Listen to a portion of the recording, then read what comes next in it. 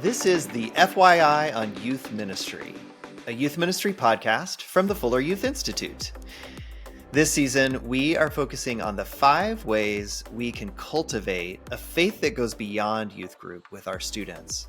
But first, let's hear what youth leaders had to say about today's topic. What makes building trust difficult? Building trust is difficult because we're human, because we ourselves as pastors and leaders are all also learning and growing what it means to love Jesus in our current lives. I think our hopes for students, what we want for them, can lead us to overpromise and underdeliver rather than underpromising and overdelivering. It's the same thing we sometimes see in parents as they're raising their kids. You know, they do this, and I'm a parent myself now. I have 2 in middle school, and so we want to set the bar like we'll do this, and we can overpromise that, and so students can be leery of too much words and without the backup on that. And so I think it's difficult. But on the promising side, by faithfully showing up in little things, texting students, remembering they had a test they were anxious about, remembering about the dance that they were concerned, like remembering those things, there's such opportunity to show up in little ways that build such trust in meaningful ways with students today.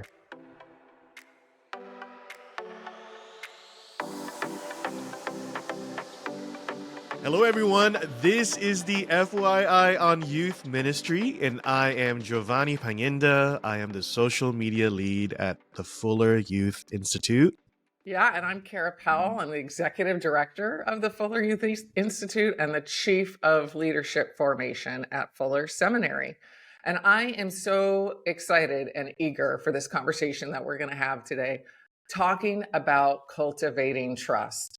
In the latest book that Brad Griffin, Jen Bradbury, and I, and really the whole FYI team helped write, called Faith Beyond Youth Group, the very first of 5 steps we talk about is trust. And we define trust as teenagers' confidence that when they offer something personally important to us as leaders, that we will act in their best interests. That's really important, right? And we know from really good research that it takes consistency and closeness to cultivate that trust. And our guest today, he has so much experience with consistency and closeness and building trust with this generation. Yes, our guest in this conversation is Eric Vasquez. And Eric and his family have devoted their lives to justice work, advocacy, and youth development for the last 20 years. He founded Just Us for Youth and leads the organization focusing on restorative justice and mentoring. And he also is the local missions pastor at Purpose Church in Pomona, California. So Eric, welcome. Thank you. Thank you for having me. When you were a teenager, I was wondering, what is one thing that actually helped you trust adults? I think I was very introverted. I still am, but was very introverted as a youth. So I had a lot of ideas and thoughts and things going on in my head and heart, but I didn't really have a lot of spaces to share them safely. And, you know, where somebody was like interested in those things. And so what helped me to trust was when an adult gave enough time to sit and allowed me to work out of my introversion and share those ideas and showed genuine interest. You know, I think that was the beginning, because I was very closed up as a young person and I had a lot of trauma and pain from my past, but I was emerging as a leader, I think, as well. And so, you know, being able to sit down, chop it up, you know, about things that were going on in my head and heart, that was so key in a one-on-one setting, I think, to start. In small group settings, you know, next. Yeah. And then platforming those things that they saw value in sometimes. Like that really helped me to trust. Wow. Eric, boy, what you've shared is so profound. And, you know, what's interesting is research indicates that probably about 1/3 of folks who live in the U.S. are introverts. And so what a great reminder. Thank you for sharing that part of your story. And of course, Gio, you're an extrovert, right? I mean, you're kind of like an off the chart extrovert, it feels I like to am me. quite Yeah. the extrovert. Yes, Yes. and I am too. So we actually represent the data here that 2 out of 3 of us are extroverts and 1 of us is an introvert. And regardless of where a young person falls on that scale, you know, what you just said, Eric, about an adult mentor who listened to you, who gave time to you. I mean, that's what we want to see multiplied exponentially, you know, here in the US as well as globally. And many of our listeners, like you, not only are they mentoring young people, but they're also training mentors. You know, our volunteers, our small group leaders. What have you and the Just Us for Youth team done to try to train mentors to build this kind of trust with young people? Teaching them the art of listening is probably the first thing that comes to mind. You know, being a restorative justice practitioner, you know, listening is the most important thing. And so putting them in spaces to experience restorative circles, listening circles, healing circles is one of the first steps that we do, you know, and so it trains them by the immersive experience. But then we provide, you know, some infrastructure for that, a construct for them to build and kind of find their own identity and how they want to listen well. A lot of that has to do with the art of asking open-ended questions. You know, we definitely train on the 3 C's, right? So this is like every member of our team goes through this. So it's staying consistent, which is a big deal, and we're going to unpack that a lot today. Yes. It's staying creative. And I'll just stop there because I think that depending on your context, you have to shift and shape your approaches in different ways. So like in mine, I'm in an urban inner city context. And so listening is like cutting them up, you know, cutting their hair and getting them in a chair where they want to look fresh. And so like they can't move. And so you set it up like that, right? And you're dialoguing. Sometimes it's hooping. And so you're shooting around and it's just you and that cat at the park. You know, sometimes it's taking them to the studio and the way you listen is through their music expression, but you create space for them to record for the first time, you know? So I think that consistency and creativity and, you know, supports that cultivation of trust when you do it well. And so each of our staff are trained in all the different elements that I just shared. It's a lot more thorough. I'm giving you a high level overview, but you know, there's a classroom setting, there's an immersive setting, there's a shadowing, you know, and then there's an actual execution with some oversight and coaching along the way. Well, Eric, I'll say I'm a bit on the edge of my seat in suspense, wondering about that 3rd C. So hopefully you'll share that with us later. Consistency, creativity, what's the 3rd C? But, you know, I was struck as you were talking by some other research on trust that we talk about in Faith Beyond Youth Group, that trust isn't built through grand, heroic gestures. It can be, but it's more often built by everyday acts of showing up, of being there, of loving, of listening. And I love how you connected listening with restorative justice. Can you unpack a little bit more about why listening is so important in building trust as well as in seeking justice together? Yeah, I think, you know, listening validates the person right away. Yes. And so, you know, you're giving time and they immediately, you know, can equate that, hey, time means that I'm valuable, you know? And so that's the first thing. I think that the second thing is you're showing interest. And so when you're showing interest and there's more depth to the listening, sometimes you're essentially like you're unlocking aspects of them that they haven't really tapped into in a minute. You know, I find that when I give my time, when I show genuine interest through listening, things start flowing out of young people. And so you create space for meaningful connection.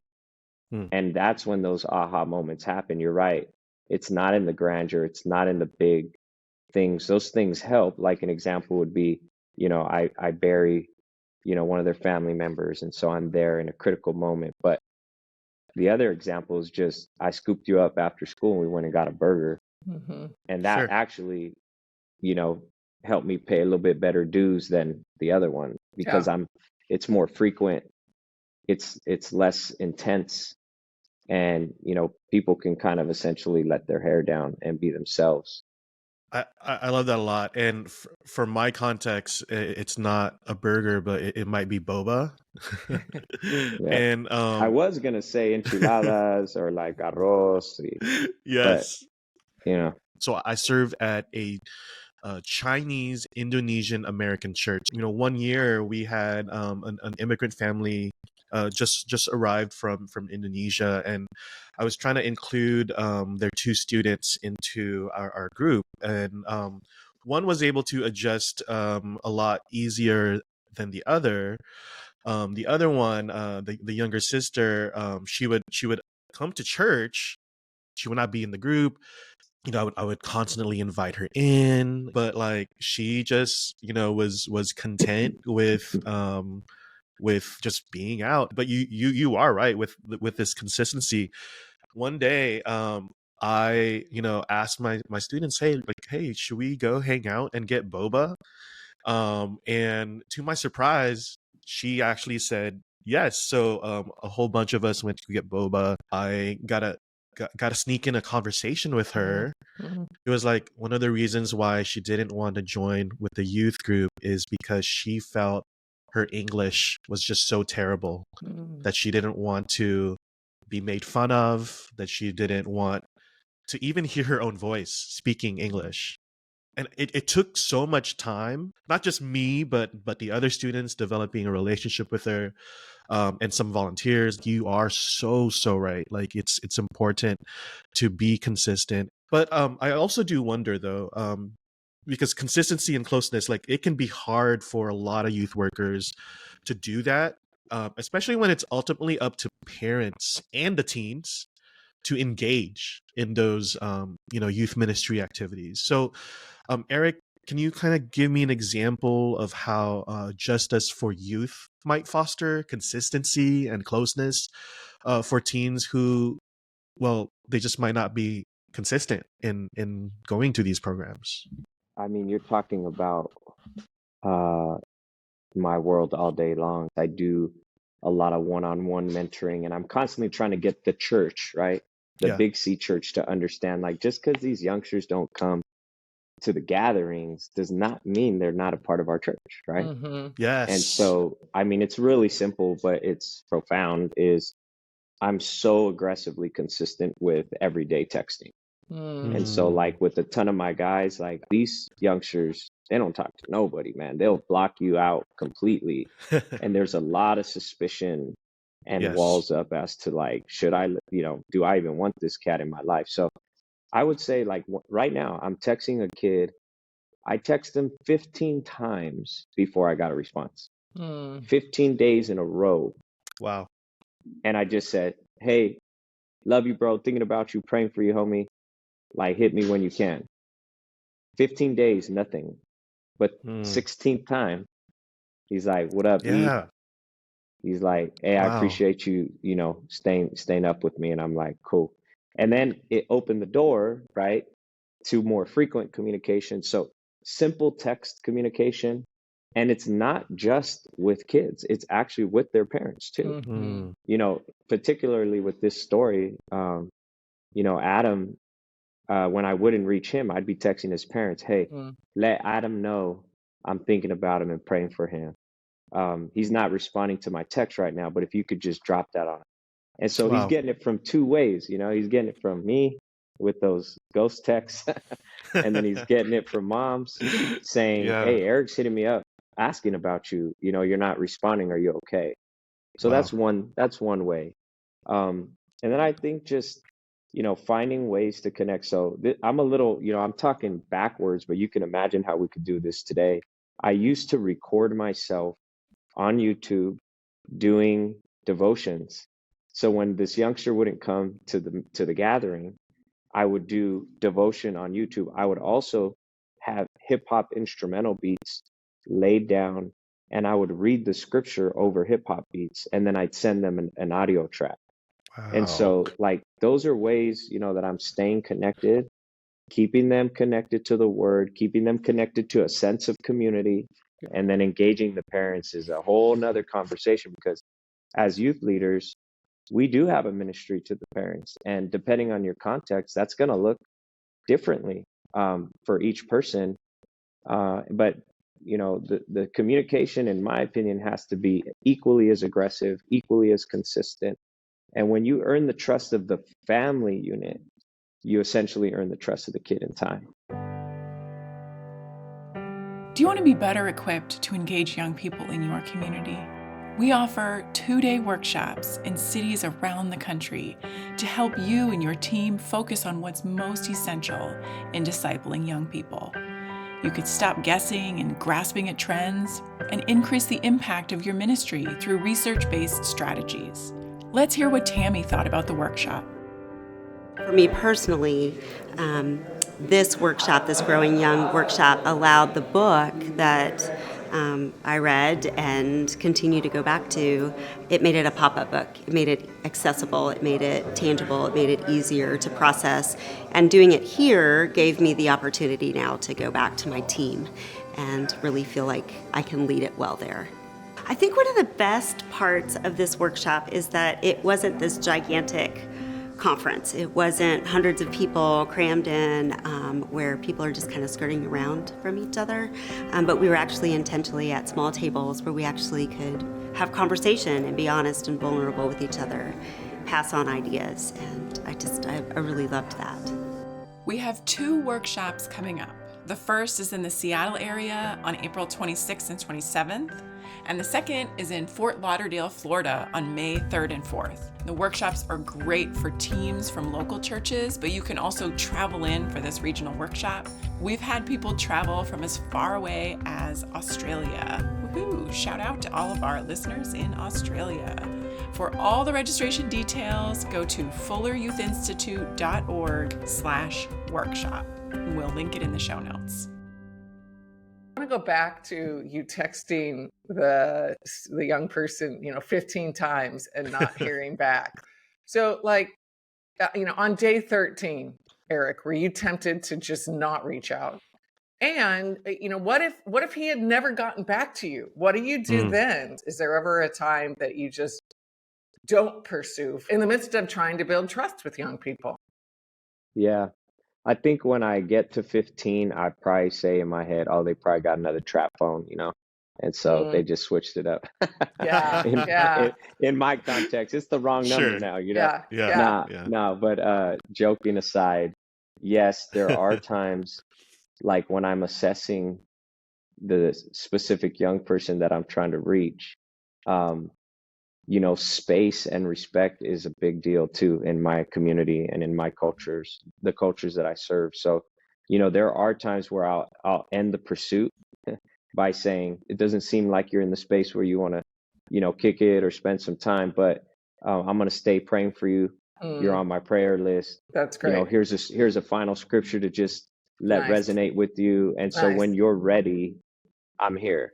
I have so many stories that when I've done that, the youngsters actually appreciate that because they say, hey, he's not forceful. Yeah. He understands boundaries. I will intentionally say, I'm willing to wait it out with you. I'll grind through this time until you're ready. And so you're worth me waiting for. I always say that intentionally. Oh, that's great. That's great. I hope people are taking notes because you're giving some great language that, again, I love how you said, Eric, we need to contextualize this.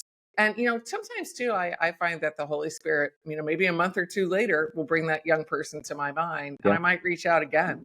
It's just so interesting to me how when I just feel led to reach out to somebody, whether it's a leader or a young person or a parent, often that's exactly the right God timing for me to reconnect with them. So, well, thank you. Thank you for getting so practical with us. Now, families, parents, caregivers, guardians, step parents, We're not just building trust with young people, we're building trust with them too. And you've already talked about a little bit about how important that is.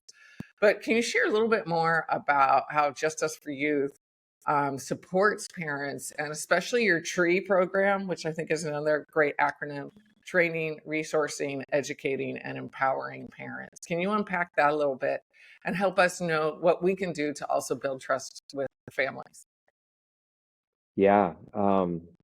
So our tree program is kind of bent towards replicating what we would call our on point program for our youth, right? And so it just mimics what we're trying to create for young people that we're working with in the campus, in the carceral setting, and in the community. So we have one-on-ones for parents, right, where we intentionally will check in with them, create a space for a measure of care, case management. Again, in our context, there's some case management going on for ministry, right? So care, case management, like setting family goals, hearing their heart, tracking with them, right? Resourcing them.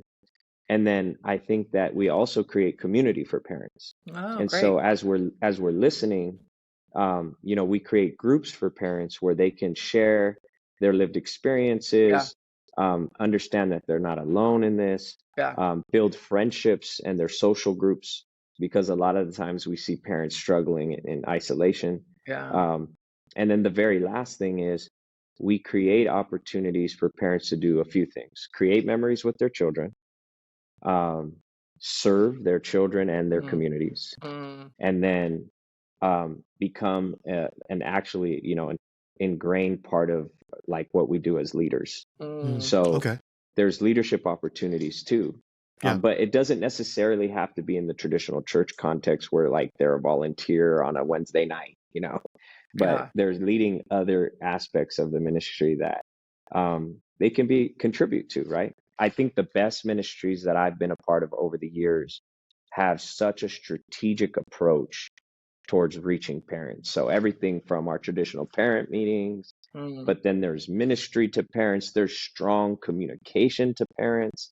There's all these parent groups and email threads. I mean, they're over communicated. So they see the high level of like love, care, and value that we put when working with their children, right?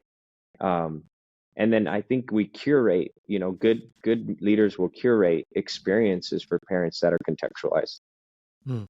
I'll tell you, that was like a 60-minute seminar on how to partner with parents in about 3 minutes, Eric. That was so much good content. Folks, you might want to rewind and listen to that again, because there were so many good ideas there. And one thing that stands out that I love that you're doing, Eric, is connecting parents with each other. I know before I had kids, oh my goodness, connecting with parents was so intimidating. Like I felt young. I knew I couldn't fully understand what they were going through. And so I think sometimes that's what prevents us from reaching out to parents, for those who are not parents. But if we can view our goal as we're not trying to provide all the answers for them, but we're trying to connect them with others on the parenting journey, I think that's a really great mindset shift. So thanks for that, Eric. Yeah, I wanted to think more about like the differences in generations or even years for teens. They change rapidly. Yeah. And sometimes what worked in the previous year isn't quite right for the new group or the new phase. I remember one year, most of my students were introverts, and I was running my church as an extrovert and just was not breaking through. And finally started doing journaling, and that was a big hit. Like a lot of the introverts, they loved writing their thoughts out and being able to discuss it one-on-one. And well, this year, a lot of my students love basketball. I was thinking about that, and what have you learned this past year that has made you see cultivating trust in a new way? Having to do more one-on-ones is like the biggest shift that I've had to make this year. And again, I'm just speaking out of my context. So there's like so much transiency that happens here. Yes. There's so much isolation that happens here. Like in our context, there's a lack of trust, like a severe lack of trust. So they don't want to let anybody in. And so they are just feeling more comfortable on a small one-on-one setting. But most of those have had to been digital. I'm surprised that these days I'll be like, hey, if I send you a Zoom, everybody's like, yep, I'll jump on it. The other thing I think is I've had to adjust because young people seem to have to be becoming adults earlier these days. It's interesting. Okay. And so I'm like changing the types of programming, that we're offering to be more like independent living, practical things that they seem to be more interested in. And then the vocational conversation is huge. And so being able to find ways like to entice people to want to get engaged, and then once they're to the table, trust is there's an opportunity to get, started in that process. So those are probably the three that I've been experiencing. I know that may not be the same context of others, but that's what I've been seeing this last year in particular. Wow. Well, this season, we want to leave our listeners with a couple of words or hope. And each of us are going to share our hope for teens and mentors, relationship of trust. And I do want to thank you, Eric, for joining us. For sure. And so my hope is that leaders like me don't take it personal and to give that patience and that space for their students to come to them, and my hope is that just like what we are learning today is for them to be consistently persistent. That's my hope. How about Good. you, Kara? Wow, that's really good. Mine's pretty similar, Gio. Eric, after listening to your wisdom and how you're building trust, you and your team, I would say everyday acts of love and listening build bridges. So, you're motivating me to send a few texts today to some young people to just let them know I'm thinking of them, praying for them, and care about them. So just those Yes. everyday small steps really, really add up to big bridges. So thank you for that, Eric. Yeah. And my hope would be an encouragement to leaders would be reject the mega, move micro. Nice. And it Wow. would be to drop the mask and be vulnerable with your students. And it would be to stay the course and remain faithful and trust God that as you plant seeds in time, you'll see the fruit. And so I think as youth ministers, sometimes we want to see it so like right away. And like Yeah. we are mostly planters and waterers. Like it's going to be like, we're not always going to see the fruit right away. And so they may go through their whole years and you don't see the fruit, but then when they're 25, 30, they're going to come back and say, man, your consistency, the time you spent with me, I may not have been so engaged, but it left an imprint. And now I'm following Jesus with all my heart, So those would be my encouragements. I love that. And listeners, we thank you. And Eric, we thank you. Until next time. Yeah, thank you guys again for the opportunity to share. This podcast is one of the many free resources produced by the Fuller Youth Institute. Check out the show notes for links to all the resources mentioned in today's episode. Thanks so much for listening. Here's one more thought from a youth leader. I think the ways that we cultivate trust with our students, to remember the little things that are important to them beyond academics, it's remembering important people in their life, remembering important pieces in their story, choosing to remember important dates in their life. We have students who have significant anniversaries throughout the year for different things, death of a parent, success of some sort or whatever. And so keeping those things in mind and recognizing that their behaviors shift around those kind of life events, accepting them for however they walk in the door, even if every week they walk in the door different. It means remaining consistent in the way that we choose to love and see them, even when they're inconsistent in the way that they appear or approach the Lord.